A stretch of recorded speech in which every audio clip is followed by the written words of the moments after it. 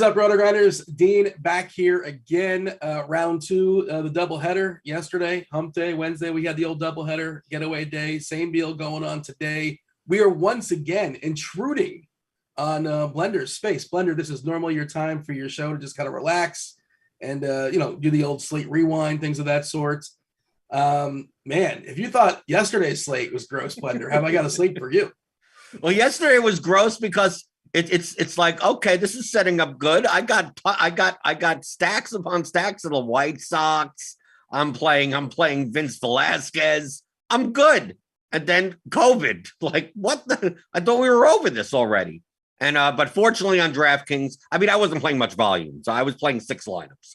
Yeah. That they basically, if you whatever they covered, they made you whole. They covered your loss because there's no late swap. I mean, 3 games started, and then it's like, okay, I got PMR, whatever. Yeah, it wouldn't have mattered unless the White Sox put up 700 runs because I didn't have the Reds. Milwaukee and Cincinnati went nuts, yeah. Right. So, like, it wouldn't have. I'm glad to get the money back, but like, it can't be any worse than yesterday. And then you take a look at this slate, and the Astros Twins game, they got suspended last night, so now they're going to have to finish the game this afternoon and then play the game that's scheduled afterwards. So the sites just basically took it off. It said, we don't know when these lineups are going to come out. We don't know when this game is going to start. So it took off like the 2 best pitchers on the slate, and it wasn't that great of a slate to begin with. And now we're stuck with this, the 3-game slate. And then we already have pitching changes already. Hicks isn't starting and Matz is. This is a mess. And but the thing is, I like messes because everyone has to react to the mess equally. And typically my lineups are train wrecks to begin with. So that this only benefits me. Yeah, it was basically a pick 'em earlier. And if you kind of go through, and now Matt's being added to the conversation. If you all missed it, Hicks is not going to be starting now. It's going to be Matt starting, and he's going to be crazy chalk far as I can tell, just the way things kind of line up. Because, Taiwan, you got to pick 2 of these guys on DK. Taiwan Walker, Yohan Adon, James Kaprelian, Bo Brisky. And, of course, we lost the Houston-Minnesota game. And then you have Brian Baker and then Steven Matz.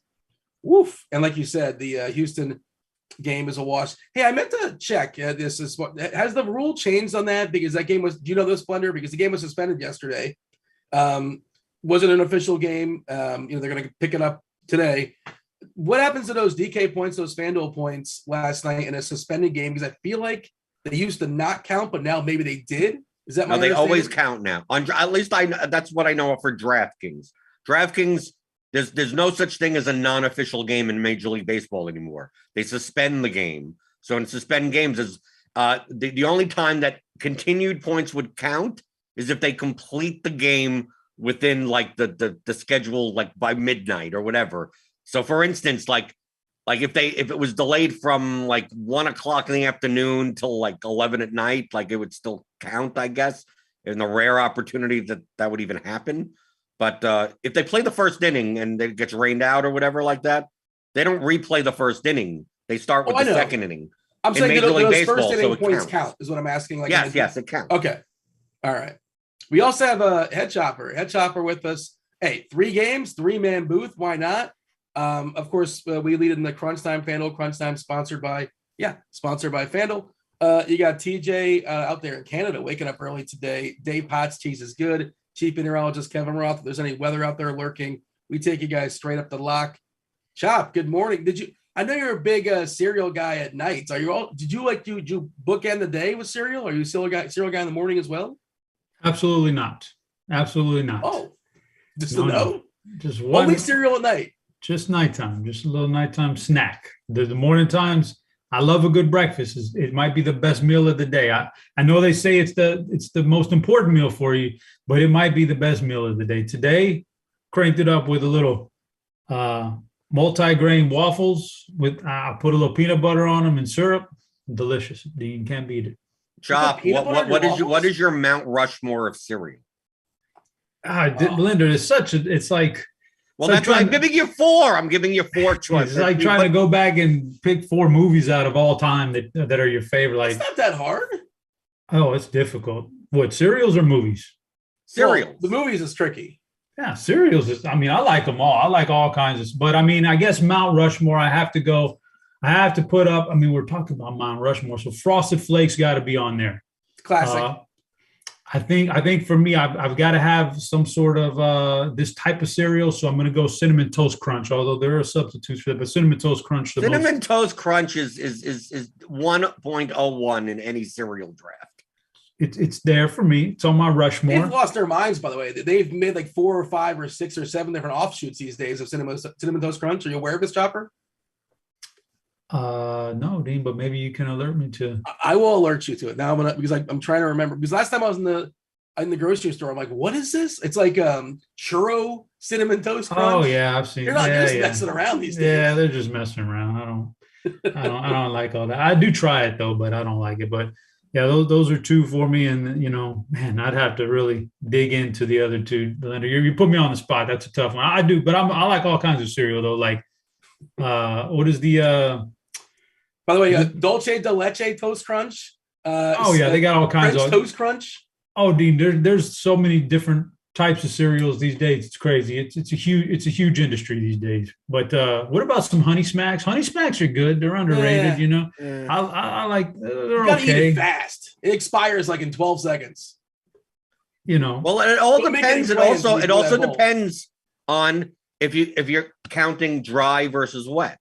Because I'm a fan of eating cereal dry, but there's certain cereals that are better dry, there's better wet, and there's hybrid. So, like for instance, like the classic hybrid cereal, good dry, good wet, no matter what, Honey Nut Cheerios, right? I can get behind that. Right, but like something like Corn Pops is purely a dry cereal, right? Corn Pops. That's another one where you have like 20 seconds and it's gone. Right, exactly. You don't want soggy Corn Pops. You don't even want soggy Cinnamon Toast Crunch. That's more of a dry cereal, right? Hey, Chop, evaluate this. Trey in chat says this is Trey's Mount Rushmore. CTC, that's Cinnamon Toast Crunch. Waffle Crisp? What is Waffle? Waffle Crisp is great. If you like honeycomb, it's like a mix between honeycomb and Honey Nut Cheerios, like kind of together. More similar to French, like bigger French Toast Crunch. Picture French Toast Crunch, but more like honeycomb, like that texture and that size. Now, Waffle Crisp is very good. I don't get the marshmallow. I've never gotten Fruit Loops at all. I think Fruit Loops is one of the worst cereals. Right. Overrated. Not a fan. Why do you want something like with that texture to taste like fruit like that? I never got that. But I think the worst is Apple Jacks. I see Joaquin. Well, I'm probably butchering that name. I apologize. Yeah, Alan brings up a good point that I've always I remember because my parents would never get me like the good cereals, right? It's always going to be just corn flakes or nothing with sugar in it or anything like that. And they always had the Cookie Crunch commercials, right? The Cookie Crisp, right? There was like a police officer somehow involved. Right. Yeah. And I'm like, well, I'm like, what? I'm 10 years old or something. It's like, well, I like cookies. I want cookies. I want cereal that tastes like cookies. So at one point I bought a little box with my own money when I was like 10 or 11 years old of it was like $2.39 for like just barely anything. And I'm like, okay, I finally get my cookie cereal. I put it into the bowl. It's just cookies. It's literally it's like you buy cookies and you crumble them up and they're just cookies. Like that's not bread. Like I know that my parents never bought me the sugary cereals, but at least I could get on board that this is not breakfast. Like me just taking some cookies and throwing into a bowl with some milk does not qualify as a healthy breakfast. By the way, we're completely overlooking the fact that I feel like, unless I misunderstood, Chop, did you say you put peanut butter on your waffles? Yes, I put peanut butter on my waffles. Sometimes I do, sometimes I don't. When I want a little extra healthier kick, I'll throw some peanut butter on there and then put my syrup on there. Smooth or crunchy? Oh, smooth. I gotta go smooth these days. Is that weird? I mean, blender peanut butter on waffles? I'm not aware of that. Well, whatever you want to do. I think it's eat whatever you want. Yeah, eat whatever you want. I'm the type of I don't like putting butter on pancakes. I never understood that. Or it's butter fine. On butter, like when you go to IHOP or you go to wherever you get the pancakes and they put that big glob of butter on your pancakes. Like I'm putting maple syrup on this. Like why do I need why is the butter there? Like the butter, there's already probably butter in the pancakes. It's buttermilk, right, or something. Why do I need more butter? Why do I want that taste in my mouth? So like I always ask for no butter, but apparently I'm the weird one. The chat's talking about peanut butter and waffles. Jason's with you in chat, Chops. Apparently it's amazing. I've never tried it before. I'm not aware. Yeah, if you've never tried it, then don't knock it. But I mean, it just threw me off. No, I mean, yeah, I get it. But if you're just out there knocking it and you haven't tried it, then you're not doing yourself a service. It's really good. If you like peanut butter, if you're not a peanut butter guy, obviously it's not going to appeal to you. But if you don't mind the taste of peanut butter, if you like peanut butter and jelly sandwiches, all that good stuff, put a little peanut butter on the waffle, and then put your syrup on there. It's delicious. But whoa, hold on. You're putting the syrup even with the peanut butter on it? Yeah. Yes, now that's absolutely. Disgusting. That's too much going on. No, blender. Come on. We put peanut butter with jelly. It's a classic. Yeah, I think that's disgusting too. So. See, there's where your issue then. All right, right. Then you got a bigger issue. Textures of thing to me, the two textures then together. That's on you. That's on you because okay, fine. I'm willing to say it's on me. Fine, billions who will disagree with you. So that's at least I'm consistent. At least you get it. Okay, right? I get it. Okay. You are consistent. You're good with that, but. No, I like that. And, Kirk brings up a good point. Fruity Pebbles. I think Fruity Pebbles are good. Dean, you know what's weird, though? And the older I've gotten here, these last few years, I can't put it on Mount Rushmore because I think people would think it's too weird. But the older I've gotten, the one thing that at nighttime I'm sitting there, I'm looking in the pantry and I've got a choice of like 6 different things. And I always go to this one thing, of the last couple, the one thing that jumps out. Frosted shredded wheat. I don't know why. Really? I don't know why. Good. No, I get that. I thought you were going to say grape nuts, and then everyone then we just have to shut down. No. But the frosted. Maybe it's because I'm old and I'm a little bit more health conscious, and I know it's probably better for me than some of the other stuff, but it's just so good. It's almost addicting. It's almost addicting, man. Yeah, I feel like I haven't had that. I haven't had cereal in a while either. So, but how do you not have cereal? Well, I'm not eating carbs right now. Well, then what are you eating? I get it. He's a bachelor, Dean. Jordan, he's a bachelor, man. So bachelors don't really do the cereal thing at night. What do you mean? At night, in the morning, anytime? In the morning time, they're usually just throw the cereal in a bowl and eat it because they don't want bachelors don't have the time to do a real breakfast. Like they don't want to sit down and make their scrambled eggs and their bacon and stuff. So they just do the cereal, but they don't do the nighttime cereal. That is such a strange take that I don't agree with your theory. No, I thought, by cereal time at night as a bachelor, you're probably out at the club already and there is no cereal at night. That's what we should. That's what we should. We should get a business plan together. Now that you can't make any money in any other endeavor like the stock market or crypto, we're gonna have a nightclub that's a cereal nightclub. It's weird, but I always feel like when I go on road trips and I got to be in a hotel for a night or two, I miss my cereal at 9 p.m. I mean, I'm on a schedule. I like my schedule. I miss it. It's the one thing I miss the most. Your wife too, maybe, or is she with you? With me, like what? I don't. Well, you said the one thing you miss the most. If you're no. I usually don't take trips by myself. We're a couple. We usually knock that out together. And isn't this weird? I think I know this. She's a nutritionist, right? Dean, it's a dietitian. They don't like to be called nutritionists. It's like calling Roth a weatherman. Yeah, something, the dietitians have their degrees and they have all their, their diplomas. The nutritionists can just be anybody off the street, so they don't like that. So what does your wife, as a dietitian, think about you eating cereal at night? She likes it. Apparently, it's not a bad thing, to have something, a little something, a couple hours before bedtime to hold you over throughout the night is not bad. You never want to go to bed feeling hungry, so it's not bad. Not bad for you at all, Blender. Hey, it's a good thing. It's a good thing being married to somebody who knows what they're talking about in nutrition. I get all the good facts. So the chat's getting a little bit restless. They're enjoying the cereal conversation. What do they want, Dean? The 20 minutes to do a 3-game slate? Give me a break, guys. Look, they did show up for us to talk about baseball, and we're happy to get sidetracked. We will get sidetracked, I'm sure, once again. Continue with the cereal slander, the hot takes, the cold takes in the chat. I do appreciate them. I got my eye in the chat. Hit that like button if you guys enjoy the cereal conversation, or the down button if you want us to talk about Steven Matz. You can hit any button you want. So Blender, we got a 4-game slate. Nope, we got a 3-game slate because what's up? It's a 3-game slate. I know. I was doing the math. Houston and Minnesota not playing. Now we got Baltimore, St. Louis. St. Louis once again going to be pretty chalky, facing a Baltimore opener in that bullpen. Who do we say that we're expecting? Is it Aiken we're expecting to back up the Baltimore starter? Is that correct? Yeah. Detroit and Oakland, not too fun offenses, and we're going to get pretty heavily owned Caprellian, I believe. Walker for the Mets. Adon's been one of the worst pitchers in baseball. We're going to get a ton of ownership on Mats and then the Cardinals, and that's just how it's going to go, right? Well, on this slate with the Astros off, with Luis Garcia, now it's gotten a little bit better because Mats is on at 8,700, but with Luis Garcia and Winder and the expensive Astro bats, salary doesn't really matter anymore. It seriously doesn't. If you're playing large field GPPs, especially, it's fine to leave like 5,000 on the table.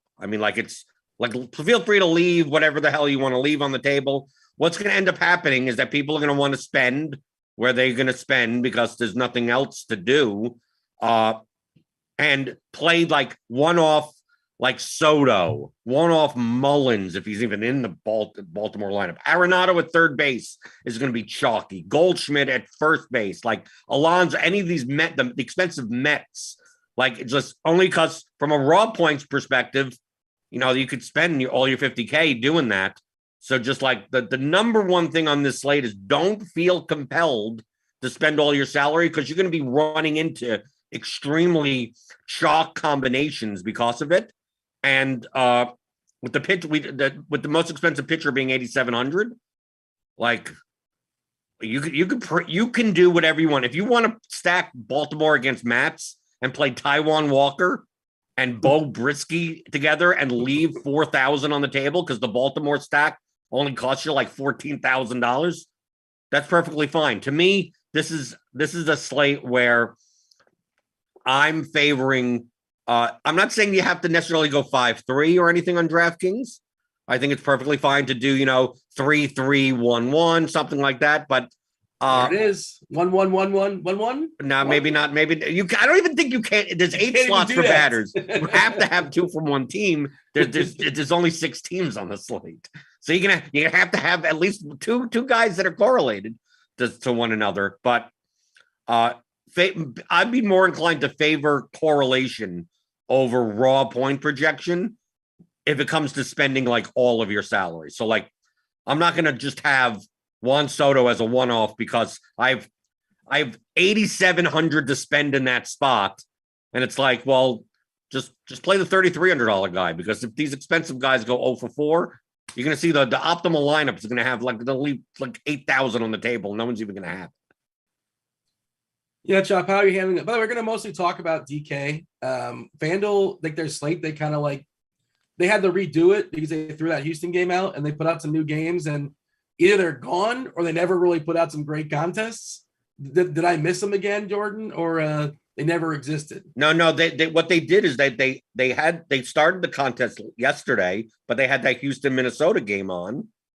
And then instead of just like, they can't take, like, their system doesn't allow it to just like take off a game. They would just have to do what DK does and just mark them all as like just the PPD, whatever. They decided, of course, to just cancel the entire slate and then re-up a new slate. And because that was like 10 o'clock last night, like, then they ain't sizing those contests good. So like, yeah, FanDuel is barely anything going on. We got another fire emoji today in St. Louis for what it's worth. 89 degrees. We keep talking about this. Not a great ballpark, but it's been hot. We saw some homers last night. We saw some homers in the previous night. I saw it in the chat. They're talking about Matt's possibly going to get lit up, and we'll see. I mean, he is the best pitcher, right, Chop? Like, as far as arm talent, taking the slate right now, I would. Yeah. It's Matt's, right? Yeah, it looks like it's Matt's is probably the best overall. But, I mean, I was going to be pretty overweight on Jordan Hicks if he was the starter anyway. Yeah. So it's no big deal. But, yeah, it's pretty close between him and no, probably him by a pretty good margin. But in terms of the slate itself, I kind of don't know why, and this is off tangent here, but I don't know why they didn't just let them, like the Houston Minnesota game still going to play at like around the same time frame as it was anyway. Should have just left it on. At least one of the sites should have just left it on and let it play out and just put a little disclaimer up there that it's the second game of a doubleheader. But what would have happened is you're not going to have lineups, obviously. See, it's going to lock at 1:00. They're playing the last take a guess. Need a little roulette, a little baseball roulette for you on a Thursday morning. Why not? I mean, seriously, it's good.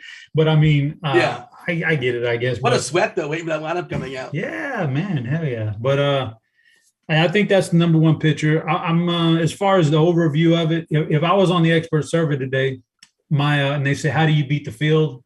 I don't know if this is how you beat the field, but my strategy would be I think I'm more likely today to take, and I never do this in baseball, but to take one team. And for me, I think it's the Mets. Take one team and just lock them in as a stack. Like I usually you want certain combinations of stack. You want different teams. You want to stack with different teams and have different combinations. I would never lock in a team in baseball, but I might lock in the Mets today. And that'd be like one whole stack right there on every single lineup. Not the same guys out of the Mets. I'd change up the Mets hitters, but the Mets, I'd make sure I'd have like 3+ Mets on every lineup. If I was, giving you some advice, but that's just me. Cause I just think on this slate, they seem like the offense and Matt seems like the pitcher. And yeah, it's pretty slim pickings. Would it be unbelievable to say that my strategy will be like literally the exact opposite of that? No, because our strategies are usually, opposite. Most days you're looking to stack a lot, and most days I think personally, my strategy with stacking is probably a lot less than other people. It's for me, I think it's a little bit overrated right now. And yet you win games, and I win games, so you can beat it in a lot of different ways. You can beat DFS. It just goes to show you. But yeah. For this specific slate, like in searching for leverage on a 3-game slate, like your lineup construction is going to be much chalkier. I mean, right? Well, maybe it's baseball though. So the chalk is like the chalk is what Pete Alonso, Francisco Lindor, the heart of the Mets order. Mm-hmm. Well, what if I'm stacking the bottom of the order and that's a lot less chalky, and that's what gets there, which happens sometimes in these. No, I get it. But I'm more inclined, like you went through your thing of like what you're like. I'm playing 8 lineups, okay. Right? I'm Xing out the Mets and I'm playing Joan Adon. Adon. So in a bunch of, because I'm doing like how could I play Mats in a DraftKings lineup and not play the Cardinals bats or the Mets bats? And if I have to play a second starting pitcher with already what's going to be the highest owned Mats, let me play Joan Adon in those lineups. But my Mats like then I could play like the Orioles against Mats, and I don't mind playing James Kaprielian in that type of lineup. But in my Mats lineups, maybe I stack the Tigers. Like I'm just trying to find a way of like if I do play if I wanted to play the Cardinals stack, like to me Joan Adon fits that better because at least I'm playing a lower owned pitcher. with a higher owned stack. Like the Cardinals, who are going to be the most owned team, like to me, that's when you try to get different at pitcher a little bit more. Now, yes, obviously you could stack these teams with lower owned batters, the ninth batter and stuff like that. But still, it's only there's only 6 teams on the slate. There's only so much. I'd rather just, me personally, taking the high variance approach of, yes, the highest scoring team on the slate most likely is going to be the Cardinals. The second most likely is going to be the Mets. But they're going to be, if we played this out 100 times, there's going to be 10 or 15 times that neither of them are the highest scoring team. And Adone is the highest scoring pitcher, or one of Matt's gets hit and the Orioles stack wins. Like, I'm going to lose more often, but when I win, I'm hopefully coming in first place. So, like, I don't mind taking my 8 lineups and going, well, if the Cardinals put up 12 runs, and I just close my laptop. Well, there's the mountaintop of winning a GPP, right? There's this mountaintop, and you have to get there from the bottom. We all start off from the bottom. You have to climb up to the top of the mountain. Well, Jordan's just trying to take the direct path to the top of the mountain. Sometimes you fall off the mountain, though. A lot of times you fall off the side. I fall off the mountain most of the time. And so, but he's trying to get there the fastest, the quickest, and the easiest. Maybe not the easiest, but the fastest and the quickest. And I'm just taking a more roundabout approach to the top of the mountain, and sometimes that works too. So, you can solve the puzzle in a lot of different ways on a day. Your path up the mountain. You're with a lot of people. You're with a lot of people. But I'll drop a lot of. I'll push a lot of people off. Right, but they're near you. They're near you. You're kind of like, but I'll push them off. I'll push them up. But at least, I like to hang around on the mountain for a while, and then eventually separate from the people most of the time. Chop's got a Sherpa. Blender's got no Sherpa. He's doing it like he's just like, hopefully that group gets lost somewhere. Right, they're looking at me on the mountain, going, "That guy's nuts. He's up there, no safety gear, no nothing, just trying to climb by his bare hands. Like he's probably gonna fall off." Oh man, Blender's the Richard Branson of the mountaintop. Just, no safety ropes, man. Just jump out of the plane. Is that what Richard Branson's? I know he's known for Virgin Airlines, right? And amongst other things, I suppose. But I think he's a crazy, like one of those thrill seekers. Okay, fair enough.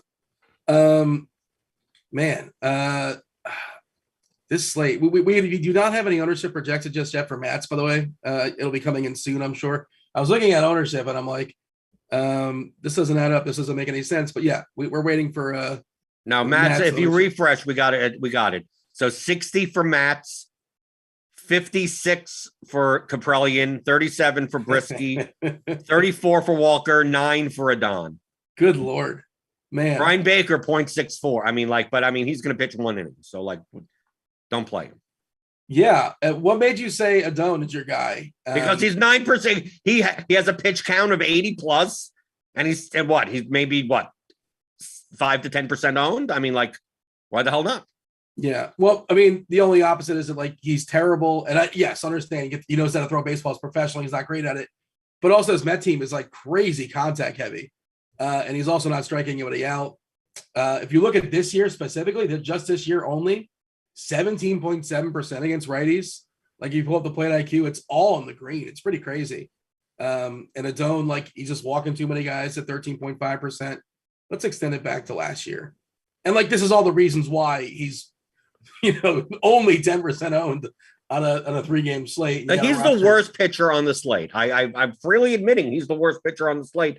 But if he's 10% owned, Taijuan Walker's 34, Brisky's 37, Kaprelian's 53, and Matt's is 60. Is Adon 10 times worse than Matt's? Is he 6 times worse than Matt's? 5.5 times worse than Kaprelian? 3.5 times worse than Brisky and Walker? No, he's a major league pitcher. He's the worst out of the bunch, but not for that ownership difference. So I'll just hope that he puts up. This is the type of slate where, just like yesterday, we were talking about. Look, everyone was going nuts, and I'm like, maybe I'll play Vlad Gutierrez against the Brewers. Yeah, he didn't have that bad of an outing. He really did, but not horrific. Yeah, right. But in comparison to the pitchers on the slate, none of them did. No one did well enough that it mattered that much. So I'm just hoping it's that type of slate where Oakland, Detroit each put up 5 runs, and Washington hits Walker a bit around. Matt's gets the 3 runs against him in 5 innings with only 3 strikeouts, and you're sitting there and it's like, oh, the highest scoring pitcher on the slate has 13 points. And Adon is sitting there with 7 because he has 2 strikeouts and he gave up 4 runs. And it's like that may still be fine as long as you got the right bats. You're okay. So like there are instances where Adon doesn't have to be the highest scoring pitcher, and it's still fine to have him because I'm not sure if any of these pitchers score a ton of points. What did you consider instead of playing Adon, you could play like Kaprelian and Brisky and stack Baltimore? It's another way of being different. Oh no, you could absolutely you could do that as well. But it all from the pitching standpoint, out of the 6 pitchers or 7, if you want to consider Keegan Aiken to be an option as a long reliever, out of all the pitchers on the slate, like all other than Brian Baker and Keegan Aiken, all of these guys have projected pitch counts of 80 plus. Well, there's only one that's going to be significantly less owned than the others. So like we're not talking like if you told me he was only going to pitch 60 pitches, then that's a different story. But like this guy could come in. I mean, he could pitch 100 pitches if he's pitching well. This is an actual starting pitcher. So like, what am I supposed to do? Say like he's that much worse than Steven Matz? I mean, come on. In the past we've stacked against Steven Matz. So like what are we doing? Like that's the only thing he's the worst pitcher on the slate. Please, if you're playing low risk contest, if you're playing double ups, if you're playing small field stuff, you do not have to do this. You do not have to come with me with no safety gear on the mountain. Feel free to hang out with Chop, right? Hang out with the guys that have their tent gear, like whatever, they camp out. They'll do that hike. They'll take 3 days to get up to the top. Me, I got the experimental rocket ship on my back with running out of gas and kind of leaking fuel, and maybe I'll get to the top, but a lot of times you'll crash down. You're freaking what's his name? Alex Honnold? Is that the guy's name from Free Solo? You know what I'm talking about? You watch this documentary? No. Chopper? Scary movie, Dean. Scary stuff right there. Isn't it wild? It's so crazy that people just, and he's like so comfortable, like the thousands of feet up in the air. No, and it's the brain. The brain is wired differently in everybody, Dean. It's weird like that. Yeah, and like you said, it can mess with you just like watching it. Obviously, you're not there, but yeah, pretty wild. I assume you saw that Free Solo, Chopper? I did, yes. Yeah, it's yeah, man, it's crazy stuff. Would you ever do that, Dean? Would you ever? Well, I mean, I don't have the ability to do so. Not at that level, obviously, but like go to my local gym and go on the rock climbing wall, that kind of thing. No, man, like a real outdoors, a real mountain, just not quite as, not quite as not the overhangs that thing has that he's doing in a professional. But would you ever do a little rock mountain climbing, Dean? I mean, if I had the ability to do so, yeah, sure. Why not? The gear but like, to go out there and do. It's funny you talk about how things kind of mess with your head, because I remember like years ago I was in the CN Tower. I don't know if you know the CN Tower in Canada. It's kind of like the Space Needle in Seattle, but like they have this glass floor where like you walk on the glass floor, and like a couple of my friends were like, no, I'm not walking. I'm like, what do you mean no? It's like any other. And like you walk in this certain spot and you can see like the street down there. And like, again, it's protected. I think they said like it would carry like the weight of like 3 elephants or something like that. Like you're going to be fine. Nobody's falling through the CN floor. But they wouldn't. And it's like, no, I won't do it. I'm like, what? And it's all, like you said, it's all like a mental thing. And you don't want to do that either. Nobody falls through the floor, Dean, until somebody falls through the floor. You got to be careful there. I was like, I don't want to get off on it, but I was reading this. So we always go to SeaWorld, right? The roller coaster. I don't ride the roller coasters, man. I don't need that kind of thrill. I'm not, I don't need that. I'm not a heights guy. Let's put it like that. Don't mind speed, but I hate heights. Yeah, even like the kiddie ones, like Thunder Mountain. I mean, the kiddie stuff is fine, Dean, but like, my kids are past the kiddie stuff. They want the big stuff now. They want the good stuff. I don't like teacups. That makes me dizzy. I was just reading an article the other day about how, and it hits you right when you read it. Like, yeah, these guys who work at the theme parks, these are like teenagers in a summer job, right? And I was reading an article about how they forgot to they didn't double check the kid, and so it wasn't locked in. His safety harness wasn't locked in, and he fell right out of the roller coaster at its peak and died. And I was like, oh man, it makes sense. These are teenagers and they're in charge of my safety belt. I'll never ride a roller coaster. You're talking about carnies, and you're comparing carnies. No, this was a real theme park, dude. Yeah. Well, yeah. I mean, Have you ever been to it? Have you ever been to a theme park with roller coasters? Like in the summertime, it's all kids. It's all teenagers running it. Of course, all teenagers running it, man. You gotta be careful, man. Yeah. Are you a theme park guy there, Wonder? Not a chance. Get out. You won't go on a roller coaster? No. You're a math guy. You believe in math, right? Physiologically, that doesn't matter. Okay. Who the hell wants that experience? What? Who wants the experience? Okay, I'm going to strap myself to something and go ring. Like, why do that? What's the point? Dean, you're talking to someone that doesn't do drugs and has never been drunk. Do you think I want that type of experience? No, of course. But it's a controlled environment. 99. Not controlled. I don't control. If I controlled it, if I controlled the roller coaster, what would end up happening? We'd all get on the roller coaster. We kind of vibrate a little bit, and the ride would be over. And be like, "There, I'm good. I'm good. I got a little. Okay." I will say I don't like the ones that just kind of like just go up and like a circle. Like the ones that are just like annoying. Just. I don't like the ones that go up and down. I don't like the ones that go side to side. So like, you give me ones that like options, but no up and down, no side. See, I don't mind the ones that I do. I like the VR ones. Like I don't mind those. So like that, if you go down to Universal Studios, they'll have like, I think now they have Harry Potter, but they had like the Simpsons Back one. to the Future. Right back, like where you're in it's like 15 people and the thing goes up and down like this, but like it's the whole screen in front of you. So it seems like you're going through whatever like that, but you're really just physically not moving more than like 4 feet in either direction or tilting. Like, okay, that's fine. Cause like physically my body isn't, my nervous system isn't saying, eject and jump and get the hell out of here. So like that, like the simulation of that, but like the one I see like, oh, look, there's someone 120 feet up there. Like that seems stupid to do. Why aren't you on the ground?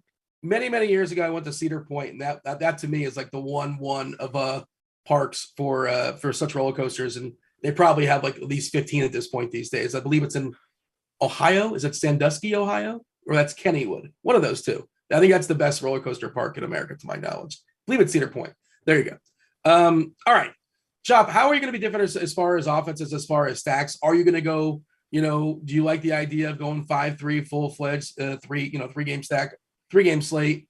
And how are you going to be different? Are you going to play Albert Pujols because he's hitting in front of Tyler O'Neill? How does that happen? I went on my little rant pre-show about that. Albert Pujols should not be hitting in front of Tyler O'Neill. But Chop, what stacks are you kind of, planting the old flag on? Oh, wait. Planting the flag on. Dean, I've already said I think the Mets are a really good stack. I don't mind stacking them in like if you're in line with Blender's thought process on that. I think a path up that mountain that's pretty quick, but I think is a little bit better, just for me, is a stack in Detroit against a 56% owned pitcher. I don't mind that, as a path right there. And then like what is it? St. Louis, the Mets. I can give you the normal stuff here. St. Louis, the Mets, Oakland, those are all fine stacks, I guess, but I don't know, Dean. I think personally, I'm on board with going with the Mets and then a whole bunch of offense in the other positions. 1-1-1-4, a 3, 1-1-1-1-1-1-1, and or 4-1-1-1-1-1-1. Who are your favorite Mets? I guess they're kind of sort of somewhat obvious. No, I think it's a variety of Mets. I don't think that I want to lock myself into anything. I mean, favorite ones. Let's see here. Who made the line? Let me pull up the lineup for you real quick, Dean, so I can get you some accurate information here. But is Aiken just starting now? By the way, because it looks like we just removed. Because Baker's only going to pitch 1 inning, and then Aiken's probably going to pitch 3 or 4. So I think we're projecting Aiken in the lineup HQ rather than Baker.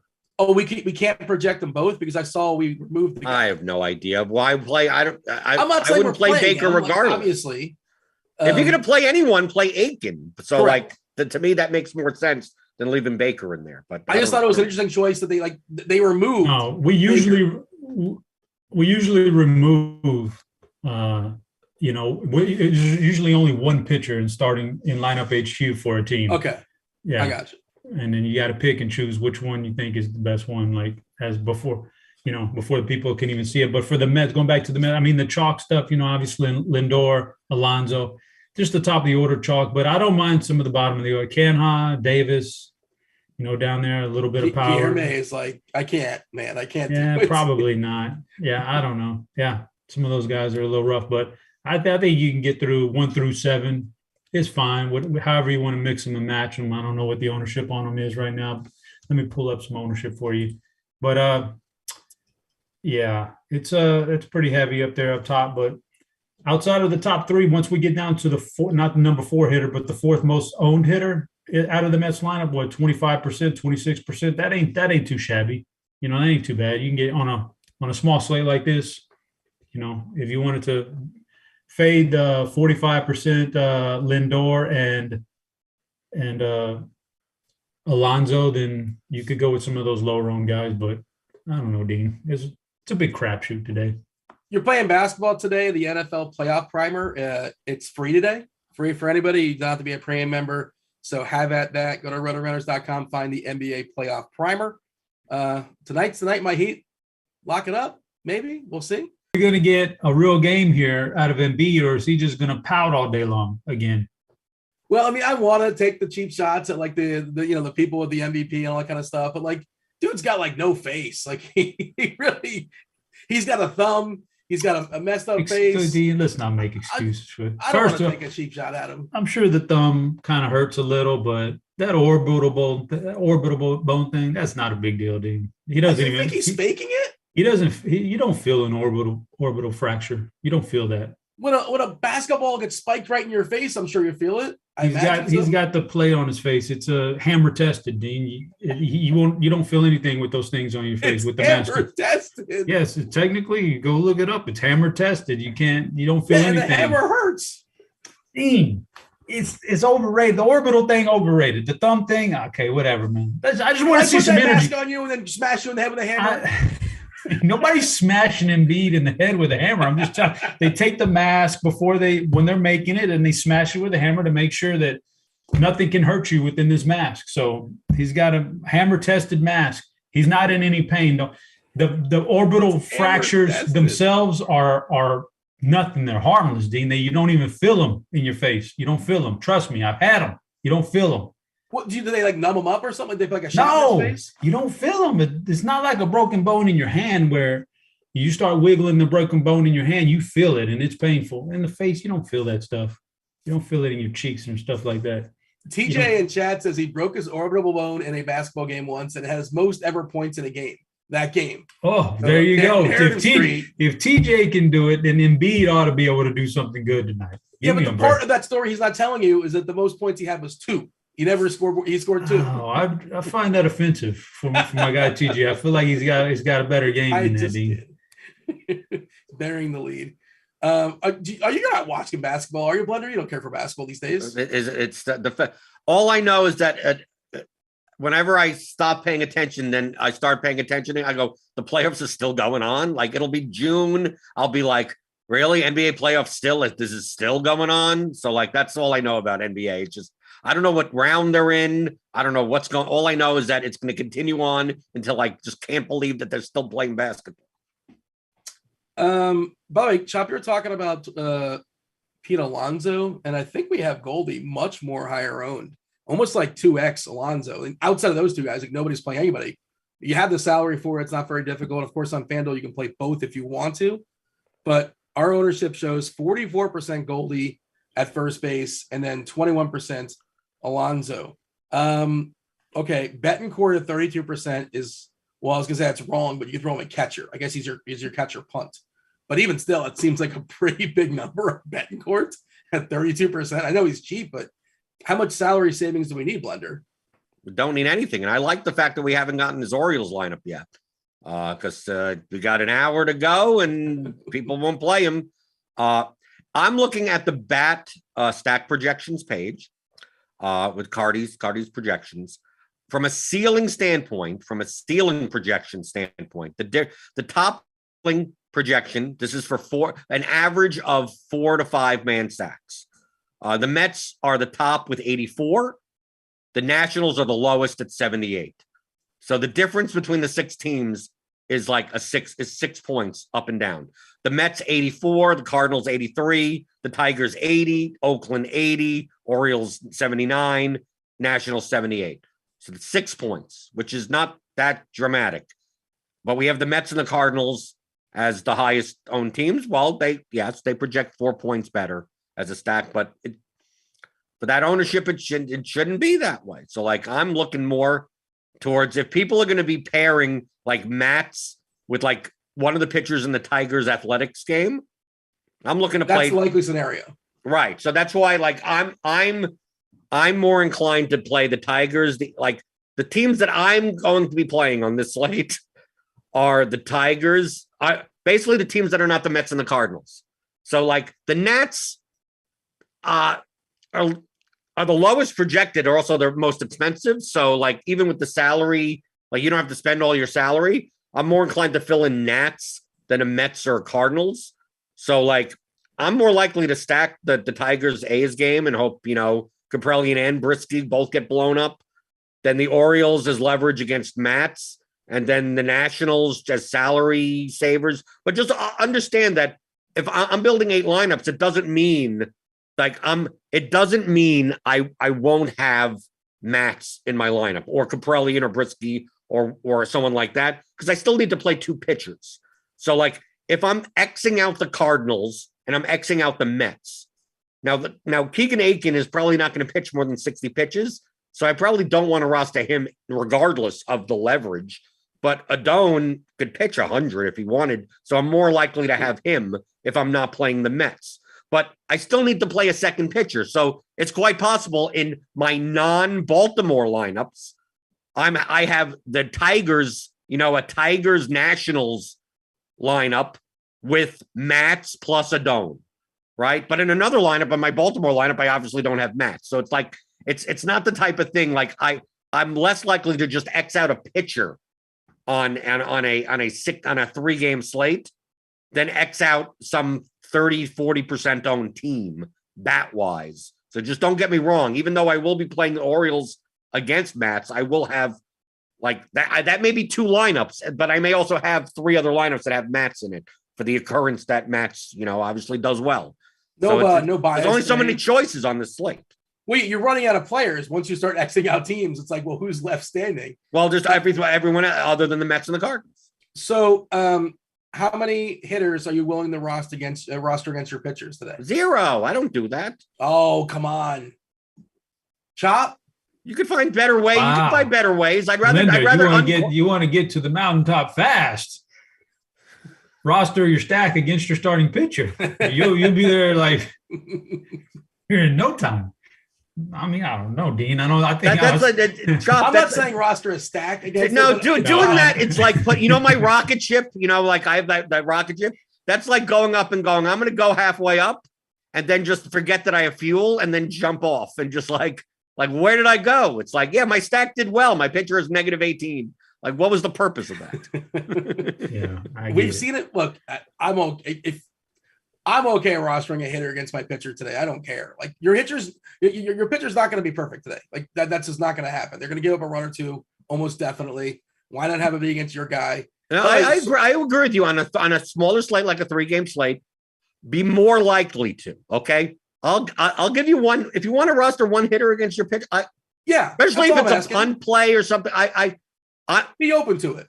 Yes, I am open to it. I personally just default to never doing it because I could find plenty of plus EV lineups that I don't need to do that with.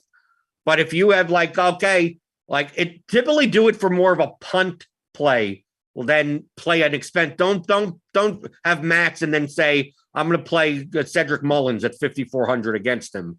Like it's the type of thing where if you're playing Brisky and you have to use Betancourt at 2,100 as catcher, like that makes more sense because like how many points do you really need at 2,100?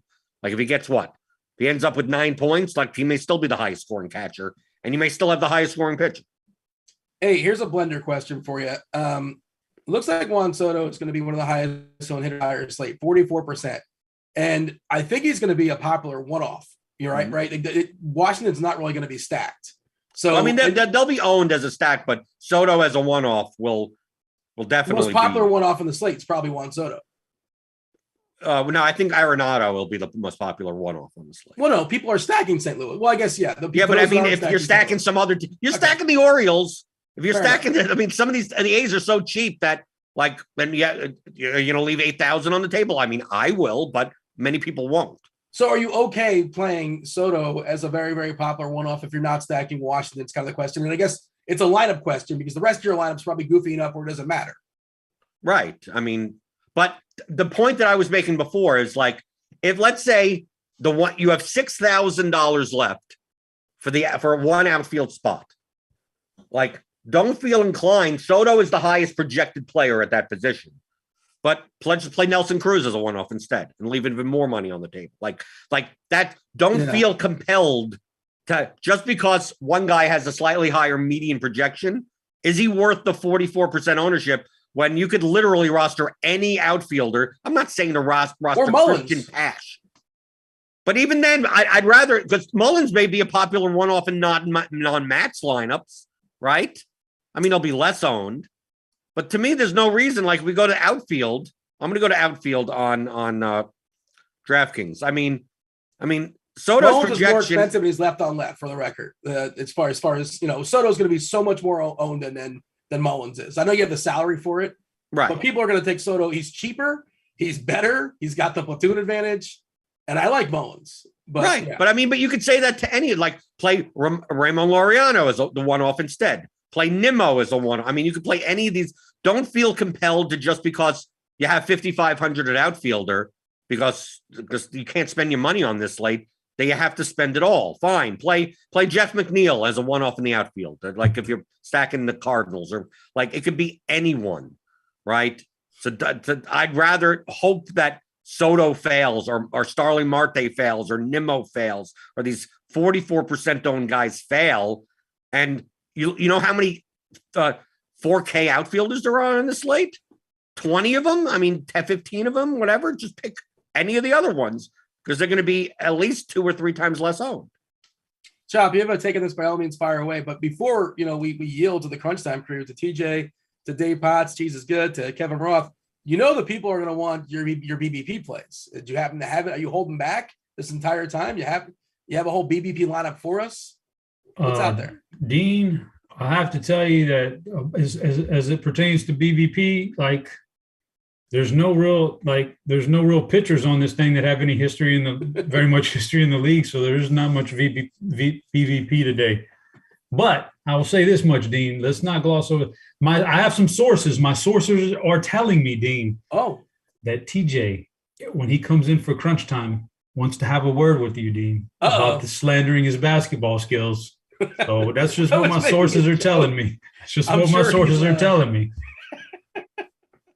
Yeah. Well, hey, trust me, they're going to be happy to talk to us for 5 minutes or so to kill some time, because they got a half an hour to knock things out because they work their way up to the first pitch as well. I'm curious to get who would you guess, Chop? I'm not going to slander, but who would you say TJ's basketball skills? Who was his comp?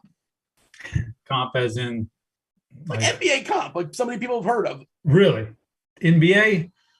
Looking at the same skill set, I'd probably go with maybe a Kurt Rambis. TJ doesn't know who Kurt Rambis is. I know who Kurt Rambis is. What? I know who Kirk Rambis is. I mean, you got TJ. So does because you're old enough to know. TJ does not know who Kurt Rambis is. That's even better. How about he's maybe more like Tom Chambers? He doesn't know Tom Chambers either. You're in the wrong. What year are you in, Blender?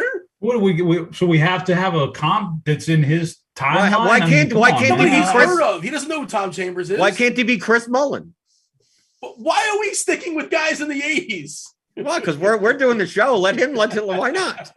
We're gonna make him Google and see. That's. It's not like we're talking about all-star players. Tom Chambers was an all-star. Chris Mullin was an all-star. Kurt Rambis wasn't. I don't know if TJ knows who they are. Maybe he does. Probably not. Not sure. I don't know. Who did I see on Twitter the other day? Somebody didn't know who Dino Raja was. I'm like, how do you not know who Dino Raja was? Well, I guess you're just not old enough. That's fine. Kirkwood says Detlef Shrimp. Why are we sticking with Detlef Shrimp? Star of Parks and Rec. Wasn't he on for an episode or two? Detlef Shrimp? Look, that happened. Yeah, well, TJ will come in. And they're talking about the Mountcastle. Might be the reason why that Baltimore lineup's being held up, for what it's worth. No, we got it in. The Orioles lineup just came in. Okay. Mullins, Hayes, Mancini, Santander, Nevin, Mateo, Bannon, Bemboom, and Owens. So we get saved from the Rugden Odor on today's slate. And I know Anthony Bemboom. I don't know who Bannon is. I have no idea. Okay, that's probably a person that Chop. You know who Bannon is? Yeah, Bannon rules, man. Bannon rules. I'm not even sure if he's in the player pool. I don't think rules. Was that a Billy Madison reference? I'm just saying, wait, the Crux Time crew is here? I feel like that was a Billy Madison reference. That's what it was. Doyle rules. Roth knows every movie quotes. Roth is on it, and Dean, the king of all movies, is dropping the ball again. How do you even work with him, Chop? How do you even have to start reassessing the way I think about people around here? I thought Dean was a movie guy.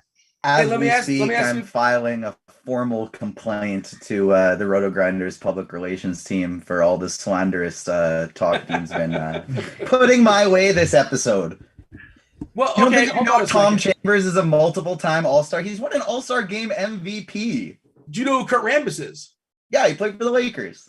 What was he known for besides playing for the Lakers? He's GM, wasn't he? He was a terrible coach. He had the big frames, right? The glasses. Yeah. Right. He was a coach in a 30 for 30. TJ is a historian over there. Are you watching the actually Kurt Rambis was not in the Showtime show on HBO, the Lakers show. Hey, and you said you scored 43 points in a game, TJ? Yeah. With an orbital face? Yeah, none of our big guys were playing that game, so I had to go inside a little bit, and I was guarding a guy who was about 6'5", and I boxed him out, and he just reached over my head, grabbed the rebound, and elbow came down right on the cheek.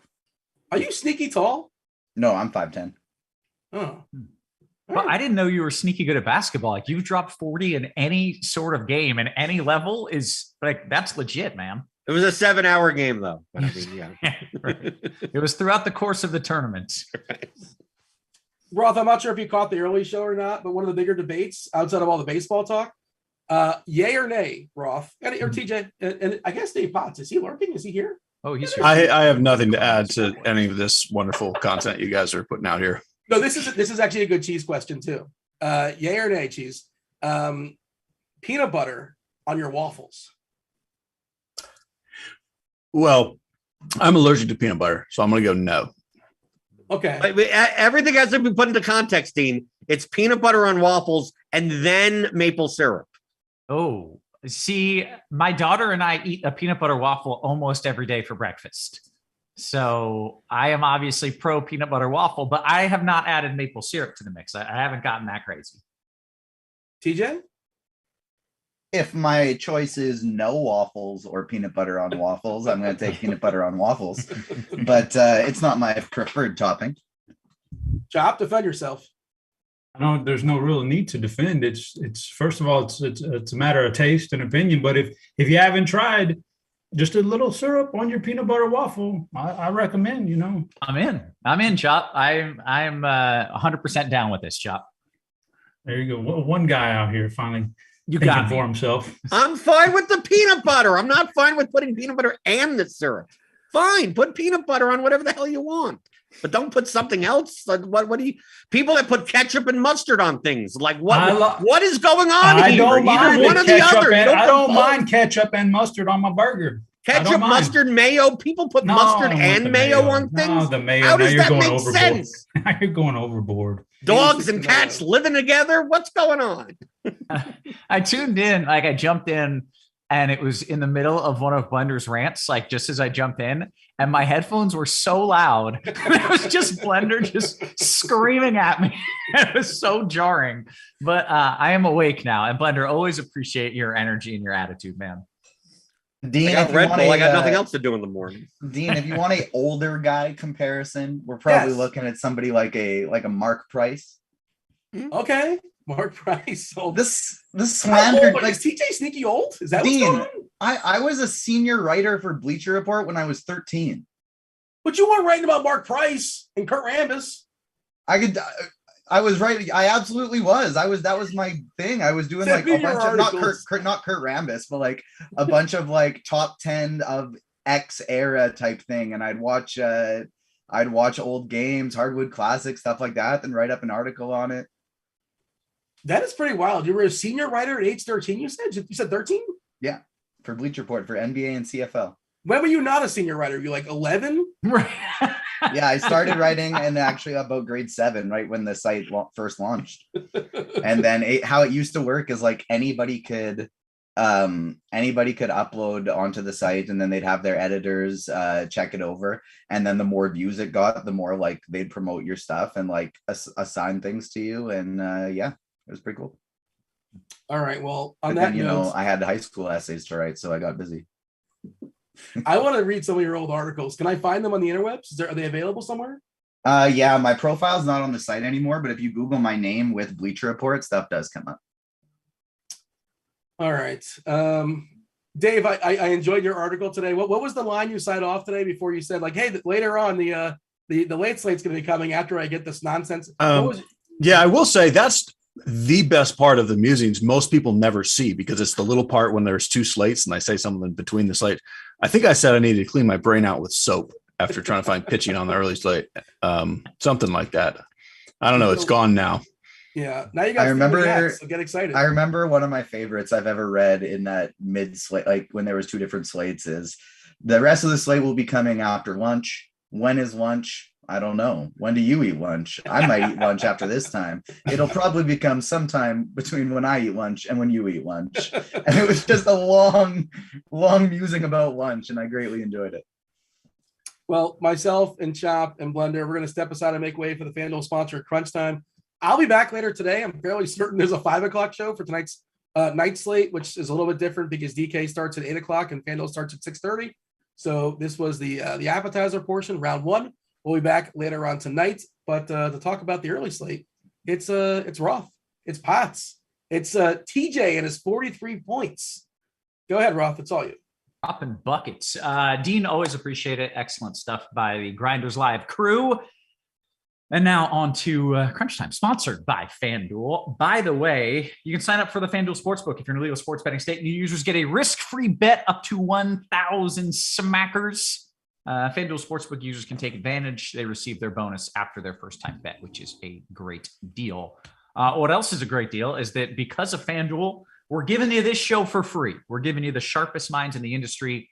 One, Cheeseisgood, a man who is so wise, he won the millions multiple times, multiple millionaire winner, Dave Potts. What up, Cheese? How you doing?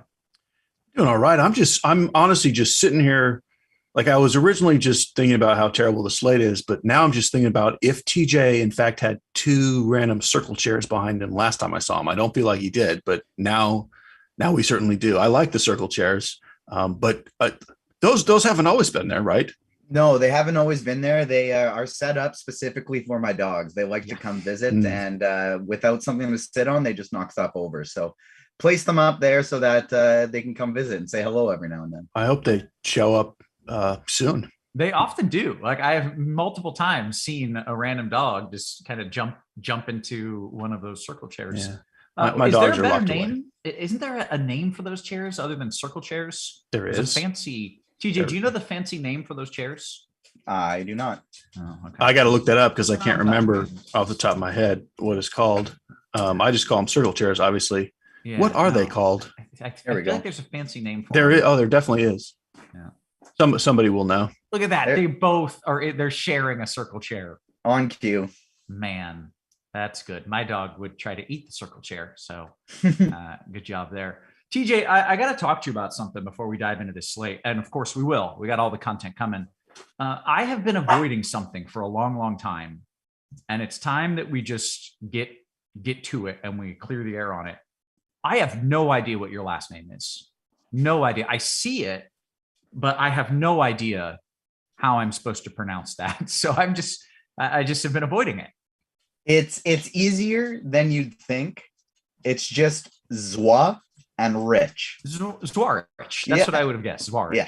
Okay. But when you look at it, it's got a Z, a W, a You Y. you see ZW and you just immediately, it's like, I'm out. I'm done. Like it's, Right. yeah. I need to clean my brain with soap, as Cheese said. Okay.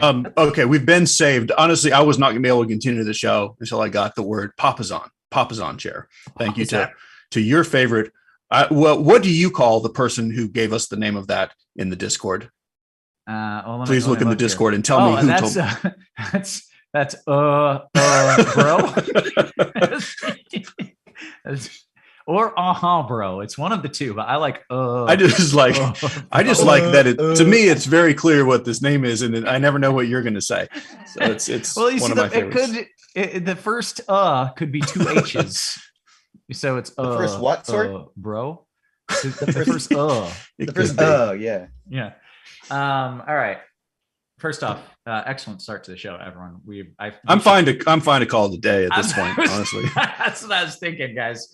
Doesn't get a whole lot better than this, but we should give out some winners because that's what we are here to do. I mentioned Cheese won the million multiple times. We got TJ, who has been a senior editor since he was 13, so he knows what he's doing. I have another quick aside. I'm sorry. I've been fighting with these pool people. I've got these people putting in a pool. They're screwing up. It's awful. I'm fighting with this guy. And he's like, the boss. He's like, oh, we're going to bring in the boss. So the boss comes, and the boss is like 28.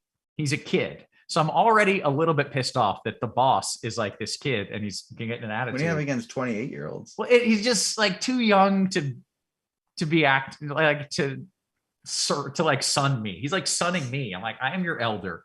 Anyways. The guy literally looks at me and says, I've been building pools since I was 3 years old. What? Like what does that even mean? You haven't been building pools since you were 3 years old. And it's not something to brag about. I was so curious about it. All right. That's not even a selling point. I've been building pools since I was 3. I was furious.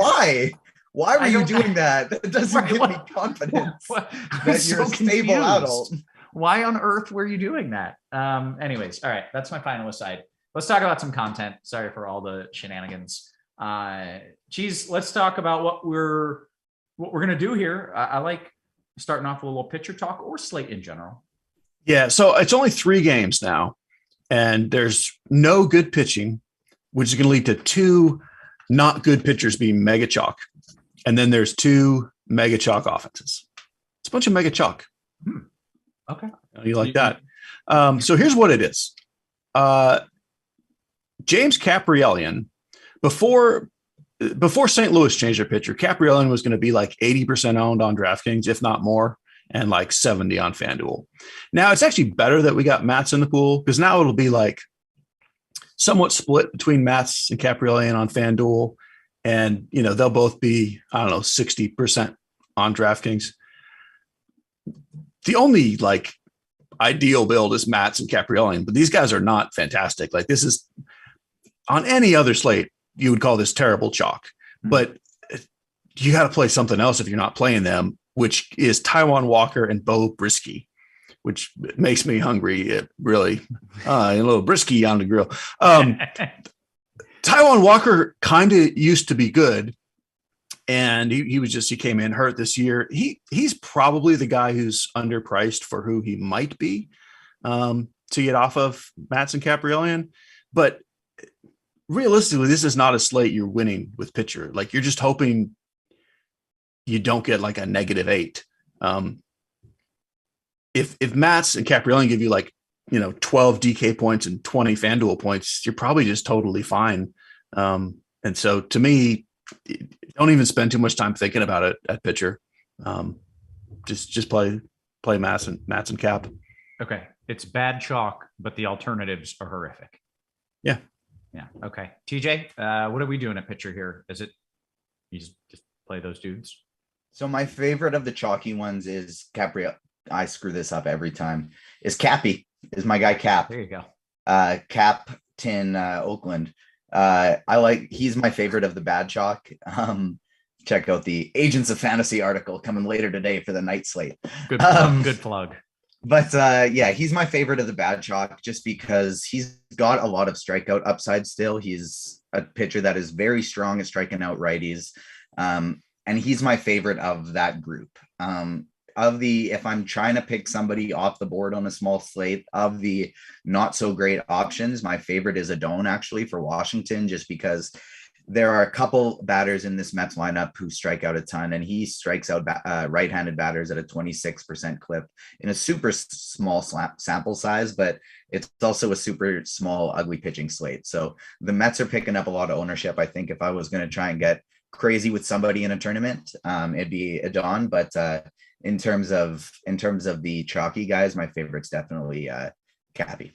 Okay, well, let's go ahead and win it with the bats, I suppose. So, TJ, I will let you start. Talk about some of these stacks that you are most and least interested in, or just most. You don't have to talk about the ones you're least interested in. You don't want the to. Chalk by far and the best plays at most of the positions that we're going to be talking about is going to be from St. Louis as well as the Mets. You look at St. Louis's stats and plate IQ, and it's just green. You have Goldschmidt and Arenado back-to-back 300 ISOs against lefty, and they're facing a bad lefty. So they're going to be your chalk. They're in a great spot. The Mets as well. If I'm going to get off of one of the two teams, it's probably the Mets. I like St. Louis a little bit better, but they're both far and away the best offenses on this slate. If you play anyone else, you're getting pretty different. Oakland has some cheap spots that I think people may gravitate to the third most. My favorite, just because the lineup came up late, I don't think anyone's going to play them, and Mats is getting some ownership. My favorite cheap stack is Baltimore. Unowned stack is Baltimore. Okay, great. Cheese, you want to run through your stacks here? Yeah, I mean, very mega chalk Cardinals Mets. Like everyone's playing Cardinals Mets, and they're the top teams. It's not that particularly close. But if everybody's playing the same pitchers, you got to do something different. Yeah. So I like Washington pretty much just as much. And then for me, out of the leftover, like the three random, why are these teams still in the league? Orioles, A's, Tigers. I like the A's for a stack. Okay. Let's go position by position. What is lock right at noon or a little after noon? What do we got here? 12 after 5, I think. 5 after. Okay, great. I guess that'd be 1 o'clock Eastern, noon Central. Okay, so we got plenty of time still, but Cheese, let's start with the catcher position. Okay. So this is one position where it's not a Cardinal or a Met at the top. Ruiz is kind of the spend up, and Bethancourt is my favorite cheap guy. So to me, this is the one spot you're really only using the Cardinal or the Met in a stack. And even then, they're like the last guy you would put in the stacks, which is a reason to put them in, honestly, on a slate like this on DraftKings. But Ruiz and Bethancourt are the only two guys I actually kind of like a little bit. Okay. TJ, you want to talk some catcher? Yeah, same thing. Like if you want to make a stack when you put Knitzner in it, Knitzner in it. Knitzner? Knitzner. Maybe it was like knife. What is his actual? I have no idea what we're talking about. Andrew Knitzer. Knizner. I want to hear how Roth says it. Knitzer. All right. Knitzer. Yeah, Knitzer. That sounds right. Yeah. I'm with TJ. All right. Continue. All right. Carry on. Yeah. I feel like Stevie today, just unable to pronounce any of these last names. He'd probably be like, I'd be okay with including him in a St. Louis stack, but there's really nobody else. It's a gross position. My favorite would probably just be going cheap with Bettencourt, but at the same time, you don't really need salary that much today since the pitchers aren't expensive. But the only thing I can really say for anybody else is Anthony Ben Boom has boom in his name. So there's that, but yeah, on to first base. Yeah. All right. First base it is. TJ. So first base, your cash play, your top play is Paul Goldschmidt. Hold on, I'm seeing in lineup HQ here for now Baker for Baker's a 1 inning guy. And then it should Aiken's still be Aiken. So it Aiken's doesn't going really after Ken. change anything. Okay, perfect. I was just making sure he didn't get scratched or something. Alonso and Goldschmidt are your top options. Goldschmidt is the top one, Alonso second. And then I think the guy who's a little bit less expensive that you're going to, he's probably one of the better salary savers on the slate, is Juan Yepes. And then even you could go Albert Pujols if you want to go in the stack as well. I know Cardi hates whenever I recommend him, but I think that's something you can do. And then that's basically my whole pool there. I'm okay with going Mancini in a Baltimore stack, but it's really just Alonso, Goldschmidt, and Yepes are your top guys. Okay. Cheese, first base. Yeah, Alonso, Goldschmidt, along with Juan Soto, those are the top plays on the whole slate. I'll throw, so Josh Bell will be the other guy that is fine. Yepes on Fanduel is a first baseman. He's outfield on DraftKings. The one thing I'll say, I'll say a lot of things, actually. If I just said one thing, we'd be over now. One thing I'll say, not the one thing, one of the only ways to get different today without being goofy is, and it's very easy to do, you play any Cardinal stack with Alonso instead of Goldschmidt, or you play any Met stack with Goldschmidt instead of Alonso. Ta-da, like you're done. And you haven't sacrificed just playing the best players. Or do a stack of either with Josh Bell and ta-da, mission accomplished. Okay. Another guy you can look at too, I think on DK, except I'd probably rather play him at outfield just because, like Cheese said, Alonso and Goldschmidt are best plays on the slate, and they're both at first base on DK. But Seth Brown's only 3K, and he's a good option as well. Okay, Cheese, you want to go to second? I do want to go to second. I don't want to go anywhere of these positions. So Edman's the top play. And because of how the position is, he is one of the top probably 4 or 5 Cardinals. Jeff McNeil is more in the Met stack kind of guy. I think Jed Lowry is reasonable as a cheap one-off. On FanDuel, you have Sheldon Noisy. And Cesar Hernandez is in the national stack kind of guy.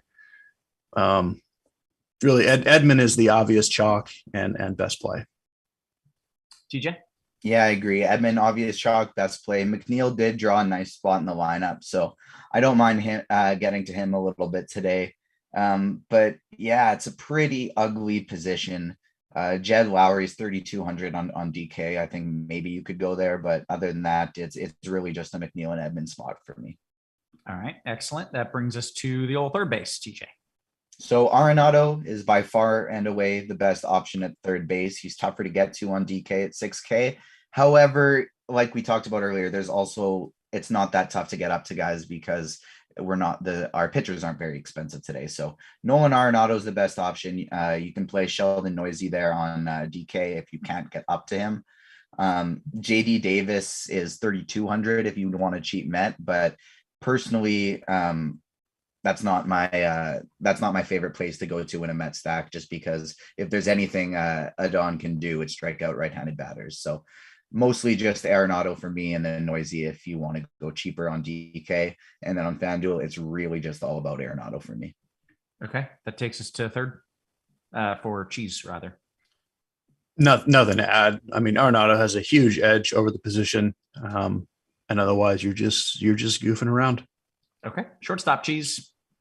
So speaking of a huge edge over the position, I would say that Lindor over the rest of this shortstop pool is the biggest edge at any position we've seen on any slate all year. Like, I take it back. There is a third base play outside of Arenado. I was hoping you were going to say Nevin. Are you going to say Nevin? It's Nevin. Yeah, okay, I didn't. Yeah. He's third base on DK, and he's batting 5th today for the Orioles. I know without looking at the sample size, you can get pretty excited about Tyler Nevin's 727 ISO against left-handed batters in his 14 at bats. So yeah, Tyler Nevin, I think, is your tournament pick. I'm sad that Cardi is not here to respond to that number. That was bait for him, and he just but he's not here to say anything about it. Cheese, I think we're still on shortstop, or maybe. Yeah. So Lindor is so far ahead of the pack. I've really never seen anything like it. Just because the rest of the pack is so non-existent. And the thing about the Lindor, like we don't really need salary today. It's not hard to get him. And the case to fade him is, well, what if he scores 0, which is never unlikely? The chance of anyone else scoring more than 3 points is really unlikely too. So I'm not even sure you gain anything by fading him. It's Lindor and nothing. Okay. TJ, short. Yep, I agree. It's Lindor and then nothing. If I'm playing anybody else, it's Mateo in my Baltimore stack, but it's really just Lindor. Okay. That brings us to the outfield. TJ, you take it away. So Juan Soto is your top play in the outfield on the slate. Another person I really like going to is Tyler O'Neill. Maybe he's going to be high owned, but he's probably not going to be as highly owned as he was looking to be earlier in the day because he's batting 6th. And who cares? It's 1 spot, maybe 2 spots down where we expected him to be. So Tyler O'Neill is somebody I really like in the outfield as well. If you need a better cheap option, Brandon Nimmo is there. But outside of that, I'm really just looking to fill out some stacks. The final one-off I think you can go to there would be some Oakland guys, either Laureano or Seth Brown. But for me, this is going to be mostly a stacking position outside of Soto and Tyler O'Neill. So I'm going to play a little bit of Cedric Mullins and Anthony Santander in my Baltimore stack. And Starling Marte is a guy as well who has a much better lineup spot after hitting 6th for a while, a little bit for the Mets. So Soto and O'Neill to me are my top plays. Laureano would be the best cheap one-off. And then outside of that, I'm really just looking to complete stacks. Okay. Cheese, outfield. Soto is the the third of the 3 elite bats on the slate, best outfielder. I do like Nimmo. I like Tyler O'Neill a lot. On DraftKings, Juan Yepez is the chalky chalk. What the one Tigers bat I kind of like is Austin Meadows, and I don't mind playing him even in Caprielian lineups. And then you're just kind of filling in stacks. They had a really long debate on GrindersLive about playing pitchers against batters. And yes, it can work sometimes, but why would I ever need to do it? If you're going to do it on today's slate, Meadows against Caprielian would be my favorite one to do that on. Okay. That about does it. Anything you guys want to add here before we get to the QQs, of which there are not a whole lot? I am only playing on FanDuel today. So if there's like a couple times with the Yepez stuff, I kept referring to him as first base, not outfield. So maybe if you want to go to Cheese for DK, maybe for FanDuel, that might work well for the QQs. It actually works well because I'm mostly playing on DK. Excellent. Okay, let's do it. I'll start with Dan Jan. Any interest in a Baltimore stack in DK single entry? Cheese? Matt's has a massive floor to ceiling. Yeah, I mean, really and truly, if you're not playing the Cardinals and the Mets, every team is a very viable stack, even in single entry. All right. FanDuel GPP. TJ, I'm fading most St. Louis, stacking Detroit. Last in Soto or Goldie? Soto. All right. DKGPP. Yeah, definitely Soto. Okay. DKGPP from DY.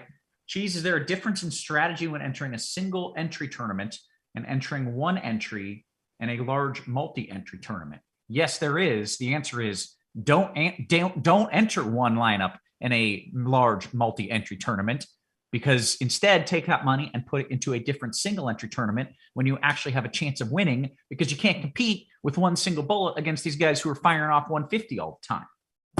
Bam. It's a great answer. I wouldn't say that you can't compete, but why would you not want to compete in as many single entries as possible before you start filling out the bigger one?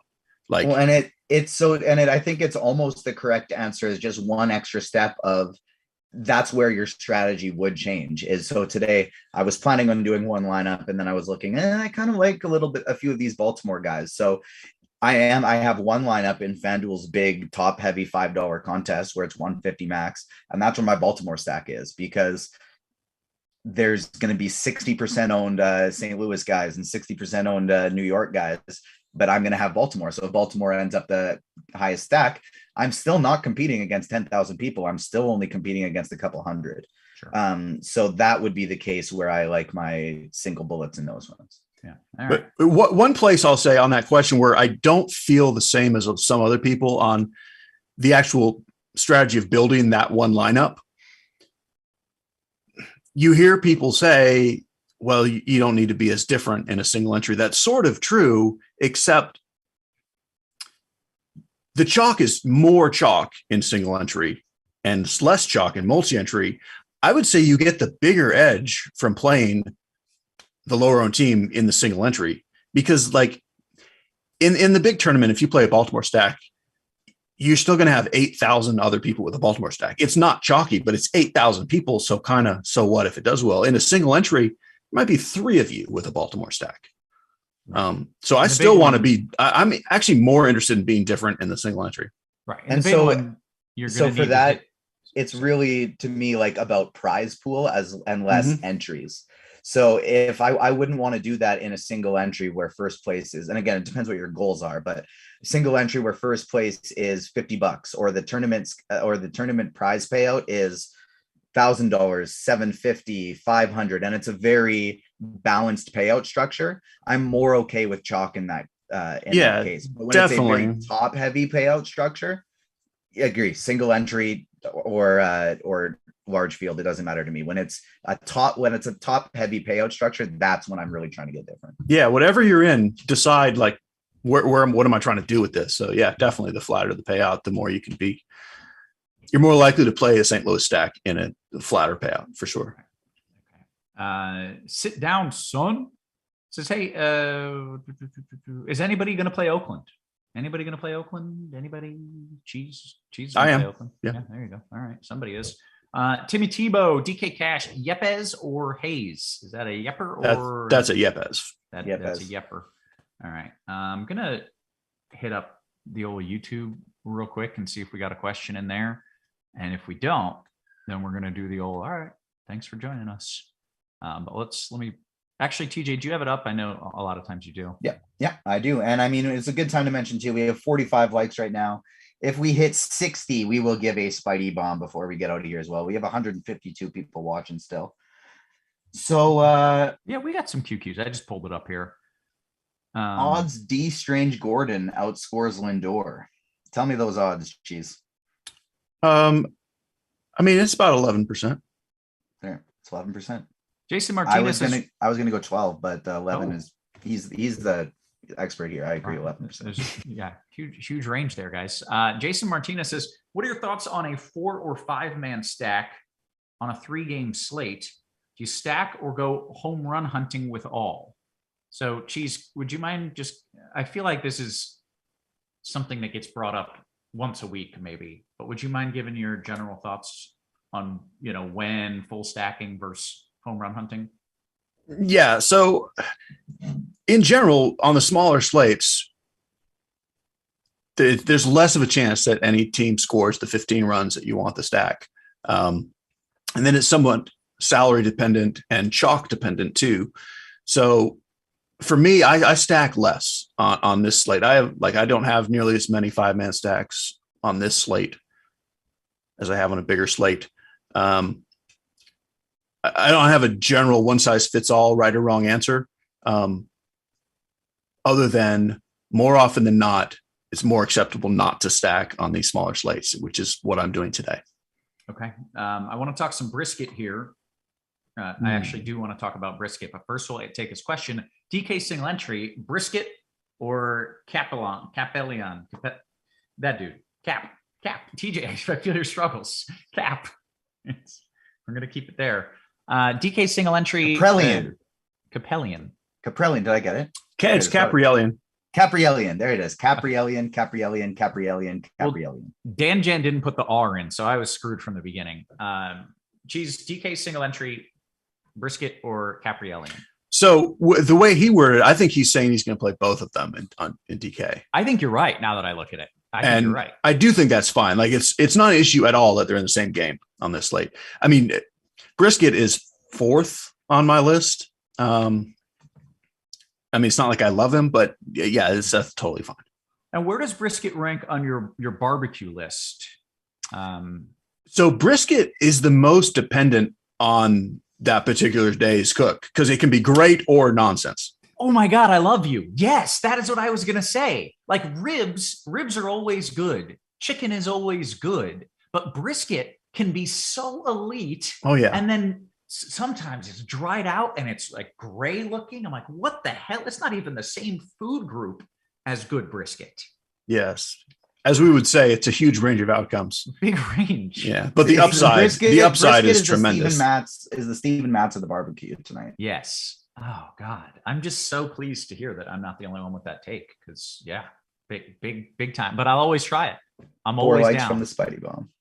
We're 4 likes from a Spidey bomb, and Spidey's been hot. So go ahead. COVID canceled the Spidey bomb last slate. Jose Ramirez. Yeah, what was that nonsense? That's unfortunate. I was feeling good about my lineups, and then just yeah. Bazinga DK single entry is playing Alonso and JD Davis. So DK was is this all cheese on DK? Was that how it went? If it's DK, it's cheese, or was it? Yeah, sure. Okay, sure. On DK in single entry is playing Alonso, JD Davis instead of Goldie Arenado in a 5-man St. Louis stack. Different enough for a 1K field. That's definitely different enough. It might even be too different. Like I think you could. I mean, I like that. I think you could play one of Goldie Arenado and still be a little different, but doing both of them is definitely different enough. Okay. Just a strategy question here.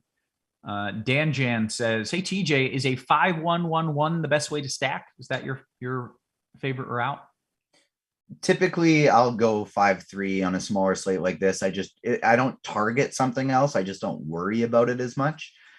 Usually both on FanDuel and DK, I'll start with my either 4 or 5 and then build from there. I usually almost always have one team stacked, and it's just the second one I don't always do. Okay. A few quick brisket takes here. Dean first off says, now do burnt ends, which I believe is just the end of brisket, right? That's like the fatty, yummy. And so I've only had that a couple of times, and it's been a different thing at a different restaurant. I'm not even sure that I know for sure what it is when someone tells me that's what they're having. I kind of feel the same. I'm not familiar enough with the burnt ends to know. And then MB says, hey, I feel like Cheese would approve of this. I had brisket flavored ice cream at the state fair and it was amazing. Do you approve, Cheese? Really? So that would be the kind of thing, if I was at the fair and I saw it, I would absolutely get it. I would be expecting, like I would have low expectations going, probably not going to like this, but I have to try it. And I would not be surprised if it was amazing. I think just that is fantastic. And thank you for telling me that, because you need to know that's a real thing. Dan Jan says, hey, TJ, is there going to be a show for the night slate? TJ, are we going to have a show tonight? We got 2 shows tonight for the night slate. I believe you 2 are back on the crunch time one. I am not, if I'm not mistaken. Am I right there? Yes. And then I believe Dean's back on for GrindersLive later in the day with I think he only has one guest on, maybe Tim. Yeah. So just so the crunch time will be a little earlier than normal because it'll be for the FanDuel slate, which is starting at like 30 minutes earlier than normal. So yes, early crunch time.